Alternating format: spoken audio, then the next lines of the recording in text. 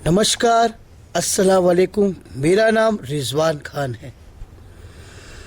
आज मैं आप लोगों को लाल परी की साधना के बारे में बताऊंगा। लाल परी की साधना आपने किस्से और कहानियों में बहुत सुना होगा परियों के बारे में, मगर कभी सोचा है कि उनसे मुलाकात हो जाए तो क्या होगा? जी हाँ, दादी के, नानी की कहानियाँ जिनमें परियों का बहुत जिक्र हुआ करता था और आज भी होता है।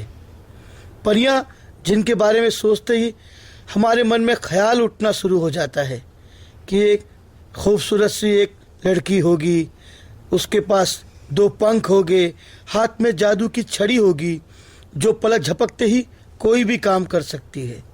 जी हाँ, ये बात बिल्कुल सच है। अगर उनसे मुलाकात हो जाए तो सोचो क्या होगा। बहुत खूबसूरत, बहुत उम्दा, बहुत ही लाजवाब है ये साधना, जो आपको उस तत्व को समझने का मौका देगी। संसार में हमेशा इंसान सच्चे प्यार के लिए भटकता रहता है, मगर उसे सिवाय छल कपट के कुछ नहीं मिलता। घर का माहौल भी कलेश के कारण और ज़रूरी जो इंसान की ज़रूरत की चीज़ें हैं उसकी भी कमी होने के कारण उसका दिमाग कभी कभी काम नहीं करता। कहते हैं कि पैसा अगर ना हो, जो इंसान की ज़रूरत का संसाधन के लिए सबसे ज़्यादा ज़रूरी है, अगर वो उसके पास ना हो तो वो इंसान सोचता है कि कहाँ से लाऊं, कहाँ से लाऊं, कहाँ से लाऊं। और अगर वही पैसा इंसान के पास ज़्यादा हो जाता है तो सोचता है कहाँ छुपाऊं, कहाँ छुपाऊं, कहाँ छुपाऊं। यानी इंसान की ज़रूरत जितनी भी पूरी की जाए कम ही होती है। इंसान मेहनत करके जितना कमाता है उतने में ही इंसान को खुश रहना चाहिए, क्योंकि उसके नसीब और मुकद्दर में उस परवरदिगार ने, उस खुदा ने, उस भगवान ने उतना ही लिखा है। बोलते हैं कि किसको क्या मिला ये तो मुकद्दर की बात है। जी हाँ, मन में कई तरह के ख्याल आते हैं कि परियों के बारे में हम सोचते हैं कि परियां ऐसी होती है, परियां वैसी होती है, खूबसूरत। जी हाँ, वाकई में यह बहुत खूबसूरत और उस कुदरत के कारीगरी के द्वारा, खुदा की कुदरत से बनाई हुई वाकई में एक अनमोल वस्तु, एक अनमोल देखने लायक कायनात की एक चीज़ होती है। जी हाँ, जब इंसान परेशानियों से तंग आ जाता है, अपने मानसिक तनाव से, या फिर वो, तो उसका मन एक उच्चाट सा होना स्वाभाविक है। इंसान फिर दरगाह ढूंढता है, मंदिर ढूंढता है, चर्च ढूंढता है, गुरुद्वारा ढूंढता है, देव की शरण ढूंढता है, खुदा का सहारा लेता है, फिर गुरु, शिष्य वगैरह वगैरह, ताकि इंसान को सुकून मिले। और इंसान को नहीं मिलता तो सिर्फ 2 चीज़, दिन का चैन और रातों का सुकून नहीं मिलता। वही सोचता है कि आदमी क्या करे क्या नहीं करे। मगर किसी भी तत्व को जानने के लिए, समझने के लिए आपको आपकी आवश्यकताओं की पूर्ति होना बहुत ज़रूरी है, और बिना इसके आप देव तत्व या खुदा तक अपना मन नहीं लगा सकते। क्योंकि अकीदा इंसान का मजबूत होना चाहिए, विश्वास इंसान का मजबूत होना चाहिए, तभी वो खुदा को भी पा सकता है। तो ये परियां क्या है? कोई ऐसी साधना नहीं जो इंसान नहीं कर सकता। ज़रूरत है तो सिर्फ विश्वास की। फिर भी मैं यही कहूँगा कि कुछ तो बदलाव आना चाहिए, इंसान के अंदर कुछ तो बदलाव आना चाहिए, जो आपको जीवन की कला सिखा दे और आपके जीवन में आ रही कमी को दूर कर दे, परेशानियों को, मुसीबतों को दूर कर दे, और आपके साथ एक सच्चे साथी की तरह वो रहे। आपको आने वाले हर खतरे से वो आपको आगाह करे, भूत, भविष्य, वर्तमान, इन तीनों की चीज़ों के बारे में बताए। ऐसी एक साधना के बारे में मैं आज आपको बताने जा रहा हूँ, जिसका नाम है लाल परी। ये जीवन में आने वाली पैसों की कमी, धन की कमी को दूर तो करती है, और किसी न किसी ज़रिए से, लॉटरी हो या किसी का रुका हुआ धन हो, कोई कर्जा हो, परेशानी हो, या पैसों की बहुत ज़्यादा ज़रूरत हो, यह आपको कहीं से भी ला कर देगी। बेमौसम फल लाकर देगी। बीमारियों का इलाज, जो नामुमकिन बीमारी दुनिया में है, वो इसका इलाज और इसका रास्ता बता देगी। आपको घर बैठे कहीं भी पहुंचा सकती है। घर का माहौल बहुत खूबसूरत कर सकती है। कभी कभी ऐसा होता है ना कि घर में आपकी पत्नी या आपका पति थोड़ा झगड़ालू किस्म का है, या गुस्सा रहता है, झगड़ा हो जाता है, कलेश बना रहता है। ये साधना आप पति या पत्नी कोई भी कर सकते हैं। ज़रूरी नहीं कि साधना को कोई एक ही करे, आप दोनों भी, स्त्री या पुरुष, कोई भी कर सकता है।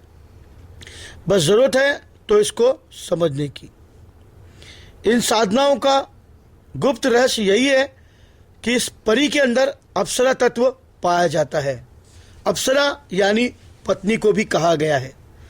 आपकी पत्नी में उसका समावेश कर जाता है और उसमें प्रेम, इज्जत करना, लज्जा, समर्पण जैसे खूबसूरती चेहरे पर सीरत वो बना देती है। आपकी साधना से आपकी पत्नी पर फर्क ज़रूर पड़ेगा। वो वाकई में आपसे बहुत प्यार करने लग जाएगी और आपके घर का माहौल भी ठीक हो जाएगा। नई शांति और ऊर्जा आपके घर में भर देगी, क्योंकि अप्सरा में लक्ष्मी और जल तत्व का प्रधान होता है। सौंदर्य, खूबसूरती, साथ साथ सुख शांति भी आपके घर में आ जाएगी। ये साधना जिसके बारे में मैं आज आपको बता रहा हूँ, सन 2005 की बात मैं आपसे कह रहा हूँ, जिनको मैं बहुत ज़्यादा आदरणीय मानता हूँ। मेरे गुरुजी, जो मेरे जिनसे मैंने तंत्र विद्या सीखी है, परम पूज्य गुरुदेव श्री मोती सिंह राठौड़ जी, जिनके एक परम मित्र हुआ करते थे नन्नू भाई मिर्जा, जो लखनऊ से थे। इन्होंने ये परी साधना को सिद्ध किया हुआ था। और जब मेरे गुरु ने कहा कि कुछ दिखाइए, तो उन्होंने अपने इस दुआ के जरिए, इस मंत्र के जरिए उन्होंने परी का आह्वान किया था। उस वक्त मैं वहां मौजूद था और मैंने साक्षात रूप से इसका अनुभव किया, प्रत्यक्षीकरण किया है। तब उन्होंने मुझे इसका मंत्र और रहस्य मुझे बताया। वही आज मैं आप लोगों को बताने की पूरी कोशिश करूंगा, ताकि आप लोग सुनने के बाद, समझने के बाद आप इस साधना को कर सकते हैं।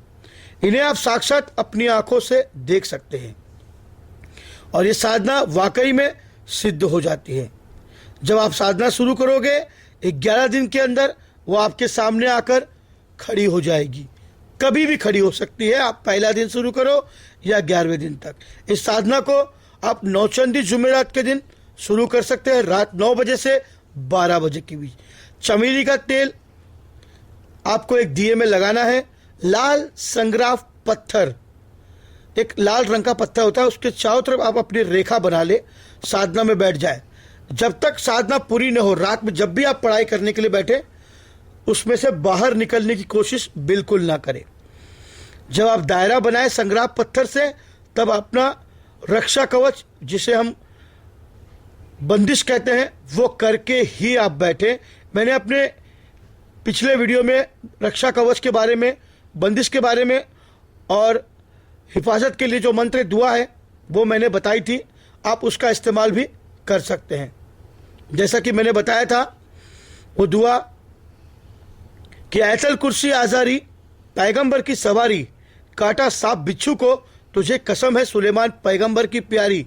इतना बोलते हुए आप संग्राफ पत्थर से रेखा बना के आप अंदर बैठ जाए। धूप दीप अगरबत्ती लगा ले। अपने पास चमेली या गुलाब के फूलों को आप रख ले। अब अपनी दुआएं, जो मंत्र मैं आपको बताने जा रहा हूं, वो मंत्र पढ़ने के बाद आप उस मंत्र को साधना करने के लिए आप उस मंत्र का इस्तेमाल करें। फिर वाकई में आपको उसका असर देखने को मिलेगा। दुआ है जो आपको पढ़नी है, आप लाल हकीक माला से या आप तस्बीह लेकर भी आप उसको पढ़ सकते हैं। आप सिर्फ अपने आप को पाक साफ, नहा धो के साफ सुथरा रखिए, जानमाज बिछाइए, आपको उस पर बैठना है। अब ये सवाल उठता है कि मैं जो बता रहा हूं, लोग कहेंगे यह मुस्लिम साधना है। जी हाँ, यह मुस्लिम साधना है, लेकिन मजहब नहीं सिखाता आपस में बैर रखना। हिंदी है, हम वतन है, हिंदुस्तान हमारा। इसलिए कोई भी साधना, चाहे वो हिंदू हो मुसलमान हो, सर झुकाने से आदमी कभी छोटा नहीं होता। हमारी ज़रूरत है, हम उसे पढ़ सकते हैं। सभी दुआ एक है, भगवान एक है, अल्लाह एक है, खुदा एक है, सब एक है। तो दुआएं भी एक है, बस आपको दिल से इसको अमल करना है, पढ़ना है। वाकई में आपको सामने इसका प्रत्यक्षीकरण हो जाएगा। दुआ है, बिस्मिल्लाहिर्रहमानिर्रहीम। जल बांधू जंजाल बांधू, बांधू जलाल परी। जल बांधू जंजाल बांधू, बांधू जलाल परी। आओ अखियन के सामने ऐ शाहो लाल परी। दरदाइल रफत माइल तंगफिल बहक बुदू। अस्सलाम अस्सलाम अस्सलाम। आपको ये दुआ रोज एक तस्बीह पर, पूरी तस्बीह जो 102 दाने की होती है, आप 108 दाने की भी ले सकते हैं, और उस पर आपको पढ़ाई करनी है। कम से कम रोज रात में आपको 11 तस्बीह आपको पढ़नी है। पढ़कर उसी दायरे में आपको सो जाना है। अगर आपको आवाज़ आए, वो आपसे बात करे, आपके सलाम का जवाब दे, तब आप उठे, लेकिन अपने दायरे से बाहर बिल्कुल न जाए। आप उससे बात करें, आप उसे गुलाब का फूल भेंट करें। आप चाहे तो अपने साथ हिना अतर भी रख सकते हैं, या कुछ मिठाई जो लाल रंग की हो वो अपने पास आप रख सकते हैं। वो आपके सामने आएगी, बहुत खूबसूरत, उसके लाल रंग के पंख होंगे, लाल रंग का लिबास होगा, और एक चमकती रोशनी से वो आपके सामने आएगी। वो आपसे बात करेगी, आप उससे बात करिए, आप उससे वचन लीजिए, वायदा करिए। आप उससे 3 वचन आप ज़रूर लीजिएगा, उसके बाद ही आप उससे बात करिए। पहला वचन कि मैं आपको जब बुलाऊंगा आप जब आओगी। दूसरा वचन, मैं आपको जो काम दूंगा आप वो काम करके आओगी। तीसरा वचन, आप मेरी हिफाजत करोगी और मुझसे पूछे बिना कोई काम नहीं करोगी। 3 वचन जब आपके पूरे हो जाए, तब आप उससे कोई भी निशानी के तौर पर अंगूठी या कोई चीज़ उससे मांग ले, ताकि जब आपको बुलाना हो तो वो आप उसको इशारा करे, वो आ जाए। लेकिन मैं आपको ये बता दूं कि गुरु बिना ज्ञान नहीं। अगर आप बिना गुरु के इस साधना को करने की कोशिश करेंगे या किसी को अपना गुरु नहीं बनाएंगे, तो यह आपका अमल सिद्ध होने वाला नहीं है, क्योंकि माता पिता गुरु से बढ़कर दुनिया में कुछ नहीं है। अगर आप इस साधना को गलत नीयत से, गलत इरादे से सीखना चाहेंगे, तो भूल जाइए, ये कभी सिद्ध होने वाली नहीं है। इंसान की नीयत अगर साफ हो, उसका इरादा अगर साफ हो, तो ये साधना सफल होती है और सामने आती है। अगर आपके इरादे गलत हो, आप लॉटरी के चक्कर में, भूत भविष्य के चक्कर में, वर्तमान के चक्कर में, पैसों के चक्कर में, या आप अपने मन में कोई गलत भावना रखकर आप सिद्ध करोगे, तो वो आपके सामने भूल कर के भी कभी जिंदगी में नहीं आएगी, चाहे आप उस साधना को 10 बार कर लो। मैं आपका शुक्रगुजार हूँ तहे दिल से कि आप लोगों ने मेरा वीडियो लाइक किया। मुझे कई तरह के कमेंट मिले, मुझे कई तरह के लोगों का फ़ोन आया कि मेरा वीडियो बनाने का तरीका आप लोगों को बहुत अच्छा लगा। उसके लिए मैं आप लोगों का बहुत बहुत शुक्रगुजार हूँ। बस इसी तरह आप मेरे वीडियो को लाइक और सब्सक्राइब ज़रूर करें। मैं ऐसे और भी वीडियो बनाकर अपलोड करता रहूँगा।